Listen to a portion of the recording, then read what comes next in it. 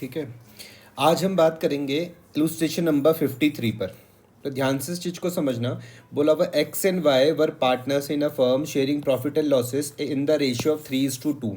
तो illustration number 53 है जहाँ पर मेरे पास पार्टनर कितने हैं। इलुस्ट्रेशन नंबर है भाई 53 जहाँ पर पार्टनर के नाम क्या है। एक पार्टनर का नाम एक्स है, एक पार्टनर का नाम क्या है वाई है, जिनके बीच के रेशियो है 5:3। यही है।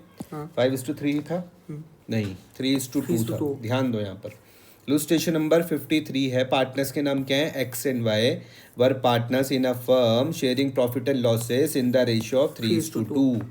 क्या रेशियो है 3:2। ठीक है। इनके बीच के जो यहाँ पर रेशियो दिए हुए हैं वो 5:3 नहीं है, कितने हैं 3:2 हैं। आगे वो बोलते हैं उनकी हमको यहाँ पर बैलेंस शीट दी हुई कब 31 मार्च 2024 की बैलेंस शीट दी हुई है। कब की है बैलेंस शीट 31 मार्च 2024 की। एक तरफ आपको यहाँ पर दिख रही है लायबिलिटीज असेट। सबसे पहले आपको दिख रहा है भैया क्रेडिटर्स, फिर है एम्प्लॉयज़ प्रोविडेंट फंड, फिर है कंटीजेंसी रिजर्व्स, फिर है प्रॉफिट एंड लॉस, फिर है भाई वर्कमैन कॉम्पनसेशन रिजर्व, फिर है इन्वेस्टमेंट फ्लैक्चुएशन रिजर्व। कैपिटल आपको दी हुई एक्स की और वाई की। इस तरफ में बात करूँ तो क्या दिया हुआ current assets, investments, furniture, machinery, advertisement expenditure जिसको हम डेफर्ड रेवेन्यू एक्सपेंडिचर के नाम से जानते हैं। फिर वो मुझको बोल रहे हैं दे admit Z into partnership. Partnership firm में कौन आता है जेड आता है। इनटू पार्टनरशिप कब आ रहा है 1 अप्रैल 2024 को। कब आ रहा है 1 अप्रैल 2024 को। And the new profit sharing ratio is agreed at 2:1:1। समझ में आ रही है बात या नहीं आ रही है। न्यू रेशियो क्या दिया हुआ, जो हमारे पास जो नया पार्टनर आता है उसका नाम क्या है जेड है। न्यू वाले पार्टनर का नाम क्या है जेड। आपके पास कौन है न्यू पार्टनर है। कितने शेयर के लिए आ रहा है, कितने शेयर के लिए आ रहा है 1:1 न्यू रेशियो 2:1:1 हमको यहाँ पे न्यू रेशियो दिया हुआ है। यही दिया हुआ 2:1:1। पहला वाला पॉइंट वो बोल रहे कि claim on account of workman compensation is estimated at 10,000। ध्यान से इस चीज़ को समझना कि मुझको यहाँ पर क्या दिख रहा है वर्कमैन कॉम्पनसेशन रिजर्व मुझको यहाँ पर दिख रहा है। मैंने आपको बताया था कि वर्कमैन कॉम्पनसेशन रिजर्व जो है कितना दिख रहा है आपको 18,000 रुपीज़। ये क्यों बना रखा है वर्कमैन को कॉम्पनसेशन देने के लिए। हमारे पास वर्कमैन कॉम्पनसेशन रिजर्व है कितने रुपए का 18,000 18,000 का क्यों बना रखा है वर्कर्स को कॉम्पनसेशन देने के लिए। अब यहाँ पर बोलते हैं कि हम पे क्लेम आया कितना, claim on account of workman compensation is estimated at ₹10,000। समझ में आ रही है बात। आपके पास वर्कमैन कॉम्पनसेशन रिजर्व कितने रुपए का था 18,000, लेकिन क्लेम 10,000 कितना आया 10,000। तो आप मुझे इसकी ट्रीटमेंट बता सकते हो क्या होगी। इसको आएगा workman compensation reserve account debit to claim on workman compensation reserve account, और फिर बाकी का कैपिटल में चल जाएगा। एक मिनट रुक जाओ। आपने मुझे बोला कि इसकी ट्रीटमेंट हो जाएगी workman compensation account debit to provision for workman compensation, provision और या फिर क्लेम है ना, provision for workman compensation claim account. कितना था वर्कमैन कॉम्पनसेशन, नहीं यहाँ पर मैं क्या लिखूँ 18,000, यहाँ पर मैं लिखूँ 18,000, यहाँ पर मैं क्या लिखूँगा 10,000। बाकी का जाएगा ओल्ड पार्टनर्स कैपिटल में ओल्ड रेशियो में टू एक्स कैपिटल अकाउंट और टू वाई कैपिटल अकाउंट। कितना 8,000 मल्टीप्लाइड बाई 3 डिवाइड बाई 5 4,800 और कितना जाएगा 4,800 और 3,200। आपने क्या करा 18,000 में से 10,000 को पहले माइनस करा 8,000 बचा, फिर 3 डिवाइडेड बाय 5 और 2 डिवाइडेड बाय 5 कितना आया 4,800 3,200। ठीक है। आगे अब वो बोल रहे हैं सेकंड वाला पॉइंट में वो बोल रहे हैं कि मार्केट वैल्यू जो इन्वेस्टमेंट की है वो हो गई 46,000। तो यहाँ पर मुझको इन्वेस्टमेंट दिख रहा है ये सब 50,000 रुपीज़ का।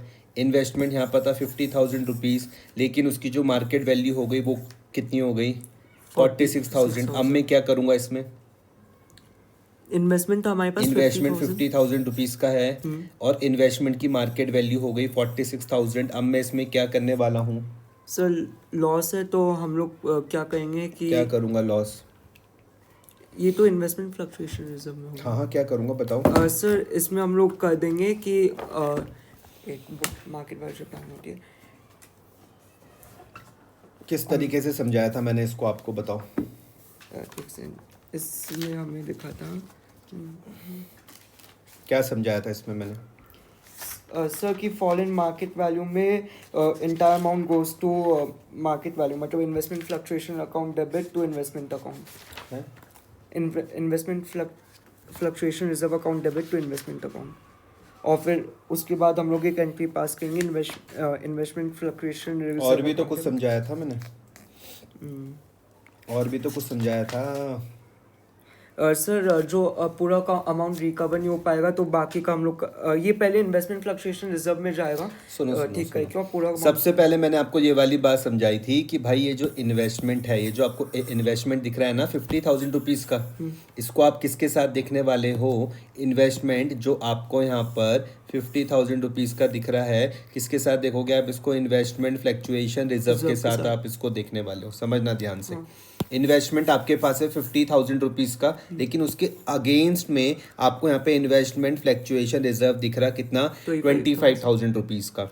अब मैं बात करता हूँ कि इन्वेस्टमेंट फ्लक्चुएशन रिजर्व मैंने क्यों बनाया, मैं बात करता हूँ इन्वेस्टमेंट फ्लक्चुएशन रिजर्व मैंने क्यों बनाया है 25,000 रुपीज़। तो वहाँ पर मैंने ये वाली बात बताई थी कि अगर इन्वेस्टमेंट की मार्केट वैल्यू कम हो जाए, इन्वेस्टमेंट की मार्केट वैल्यू क्या हो जाए, कम हो जाए, तो मेरा नुकसान हो जाएगा उससे। जैसे इस केस में आप देखो यहाँ पे इन्वेस्टमेंट दिख रहा है 50,000 रुपीज़ का, इन्वेस्टमेंट दिख रहा है कितना 50,000, मार्केट वैल्यू कितनी 46,000 दिख रहा है आपको या नहीं दिख रहा। इन्वेस्टमेंट है 50,000 रुपीज़ का, मार्केट वैल्यू क्या हो गई उसकी 46,000 रुपीज़। तो आप बोलोगे इस केस में मेरे पास 4,000 रुपीज़ का नुकसान हो गया, इस केस में मेरे पास 4,000 रुपीज़ का नुकसान हो गया। इतनी बात समझ में आ रही है या नहीं आ रही।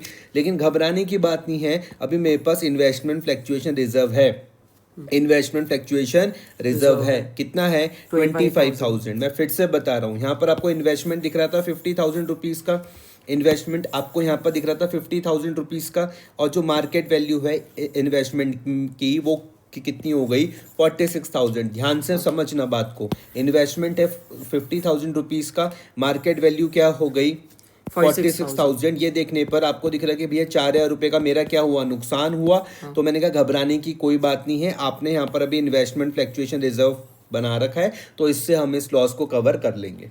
तो इन्वेस्टमेंट फ्लक्चुएशन, सुनो इतनी बात समझ में आई पहले आपको या नहीं आई। अब मैं इसकी यहाँ पर जनरल में आपके पास पहुँचता हूँ, तो बताओ क्या होगी इसकी journal. Investment fluctuation reserve account debit, तो आप बोलोगे investment fluctuation reserve account debit to investment account, to investment account. Amount कितनी है 4,000, यहाँ पर 25,000, फिर 25,000 को 4,000 से माइनस कर देंगे तो, और फिर टू करो, X's capital account, to X capital account, तो वो हो जाएगा टू वाई कैपिटल अकाउंट 12,600 और 12,600 और 8,400। 8,400। इतनी बात समझ में आई आपको। हाँ, मैं क्वेश्चन में फिर से पहुंचता हूँ, ध्यान से समझना। क्वेश्चन में मैं फिर से जा रहा हूँ। मैंने कहा एक्स एंड वाई मेरे पास पार्टनर्स हैं किसी एक फर्म में, जिनके बीच के प्रॉफिट एंड लॉस के रेशियो 3:2 हैं। उनकी यहाँ पर भैया मुझको बैलेंस शीट दी हुई 31 मार्च 2024 की। लिएबिलिटीज़ दी हुई थी। क्या क्रेडिटर्स के बारे में कुछ बोला हुआ था? नहीं, ध्यान से इस चीज़ को समझना। क्रेडिटर्स मेरे पास क्या है, लिएबिलिटी है, इनके बारे में कुछ नहीं बोला हुआ, तो इसको भी नहीं छेड़ते, कोई दिक्कत तो नहीं है। एम्प्लॉयज़ प्रोविडेंट फंड के बारे में कुछ कहा था? नहीं, तो इसको भी नहीं छेड़ते। कंटीजेंसी रिजर्व के बारे में कुछ कहा था? नहीं। लेकिन मुझको ये बताओ, प्रॉफिट एंड लॉस के बारे में कुछ कहा था? हाँ, क्या कहा था इसके बारे में बताओ। सर कि प्रॉफिट एंड लॉसेस मतलब ये प्रॉफिट एंड लॉसेस। अच्छा मुझको एक चीज़ ये चीज़ समझाओ, अगर मैं आपको बोलूँ ध्यान से इस चीज़ को समझना, अभी तो क्रेडिटर्स के बारे में कुछ नहीं है, तो ये आपकी नेक्स्ट वाली बैलेंस शीट पर चल जाएगी। हाँ यहाँ पे मैं आपको कुछ इस तरीके से समझाता हूँ, ध्यान से समझना है। मैंने कहा कि यहाँ पर अभी क्रेडिटर्स के बारे में कुछ नहीं बोला हुआ, ये आपकी नेक्स्ट बैलेंस शीट में चल जाएगा, कोई दिक्कत तो नहीं है। एम्प्लॉयज़ प्रोविडेंट फंड के बारे में कुछ नहीं बोला हुआ, आपकी नेक्स्ट बैलेंस शीट में चल जाएगा। लेकिन ये जो रिजर्व दिख रहे हैं आपको, अच्छा मुझको ये बताओ, जो प्रॉफिट एंड लॉस ये दिख रहा है, ये प्रॉफिट है कि लॉस है? ये हमारा प्रॉफिट है। ये आपके पास प्रॉफिट है। और कंटीजेंसी रिजर्व मैंने इसलिए बना रखा है कि अगर कोई फ्यूचर में कोई कंटीजेंसी आ गई तो मैं इसका यूज़ कर सकता हूँ। कंटिजेंसी रिजर्व समझा नहीं, मींस मतलब कुछ भी अनसर्टेनिटी हो गई तो मैं इसका यूज़ कर सकता हूँ, समझ में आया? अभी फिलहाल क्वेश्चन में इसके बारे में कुछ बोल नहीं रखा, इसके बारे में नहीं कहा गया और इसके बारे में नहीं कहा गया। तो क्वेश्चन में अगर इनके बारे में कुछ ना कहा गया हो तो ये मैं ओल्ड पार्टनर्स के बीच में बांट दूंगा, ओल्ड प्रॉफिट शेयरिंग रेशियो में। ये हमने रिजर्व वाले टॉपिक में किया था। Okay sir. यार एंट्री में क्या लिख दूंगा, वहां पर कंटिजेंसी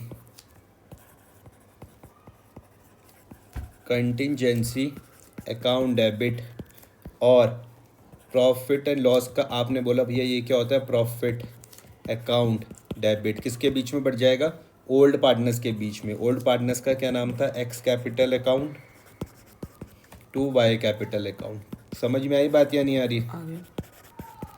कितना था, कंटीजेंसी थी 30,000 और 45,000, ये कितना था 30,000 45,000। बांट दो इनके ओल्ड रेशियो में। कितना और तो नहीं था ना यहाँ पर लायबिलिटी साइड में कुछ? नहीं ये वर्कमैन कॉम्पनसेशन की ट्रीटमेंट कर ली मैंने। हाँ। इन्वेस्टमेंट फ्लक्चुएशन रिजर्व की भी कर ली। कितना आ रहा? एक सेकंड, 45,000 45,000 45,000 फिर तो 30 आ जाएगा। हाँ ठीक है, समझ में आया? हाँ अब मैं यहाँ पर आ जाता हूँ बैलेंस शीट में। करंट असेट्स के बारे में नहीं कहा हुआ कुछ, इसके साथ छेड़छाड़ करने की कोई ज़रूरत नहीं है। इन्वेस्टमेंट की तो ट्रीटमेंट हमने कर ली। फर्नीचर के बारे में नहीं कहा हुआ, मत छेड़ो। मशीनरी के बारे में नहीं कहा हुआ, मत छेड़ो। लेकिन अब अगर आपको दिख रहा है डेफर्ड रेवेन्यू एक्सपेंडिचर, तो ये सब तो ये ओल्ड पार्टनर्स के बीच में राइट ऑफ हो जाएगा। ओल्ड प्रॉफिट शेयरिंग रेशियो में उनकी कैपिटल को क्या कर देगा, कम कर देगा। ठीक है, क्लियर हो रही है बात या नहीं हो रही है? तो उसकी कम कर देगा, मतलब एल माइनस मतलब कहाँ पर आएगा, एल माइनस आ जाएगा हमारे डेबिट साइड में। तो मैं लिख दूंगा X capital account debit, Y capital account debit to advertisement suspense account. Advertisement suspense account कितना था वो, हम 20,000। 20,000। तो मैं इस 20,000 को बांट दूंगा उनके रेशियो में। क्या क्या थे रेशियो? 12,000 12,000 आ जाएगा और 8,000 आ जाएगा। क्लियर हुआ? हाँ सर। पूरा क्वेश्चन समझ में आया? हाँ पक्का? सर इलस्ट्रेशन नंबर 53 में कोई भी ऐसा पॉइंट जो फिर से समझाना हो? नहीं बोलो। नहीं क्या बोल रहे, तुम क्या बोल रहे? सर मुझे एक सेकंड, टेक्स्ट बुक में एक इसमें तो कोई दिक्कत नहीं है? नहीं पक्का? ये पहली वाली समझ में आई? Investment fluctuation reserve DR to investment to X capital to Y capital, यहाँ तक कोई दिक्कत नहीं। ये workman compensation reserve to provision for workman compensation claim to X capital to Y capital, ये समझ में आया आपको? पक्का? Contingency reserve profit and loss to X capital to Y capital, ये समझ में आया? हाँ सर। फिर X capital Y capital to advertisement expenditure, ये समझ में आया? अच्छा सर। पक्का? हाँ। अब वर्किंग नोट में देखो मैं क्या लिखा हुआ, एम्प्लॉयज प्रोविडेंट फंड क्या होती है, याद रखना आउटसाइडर्स लायबिलिटी होती है। कोई दिक्कत तो नहीं है? कई बार बच्चे इसको भी बांट देते हैं ओल्ड पार्टनर्स के बीच में, तो ये गलती मत करना। Okay sir. ठीक है, करो इसको भी।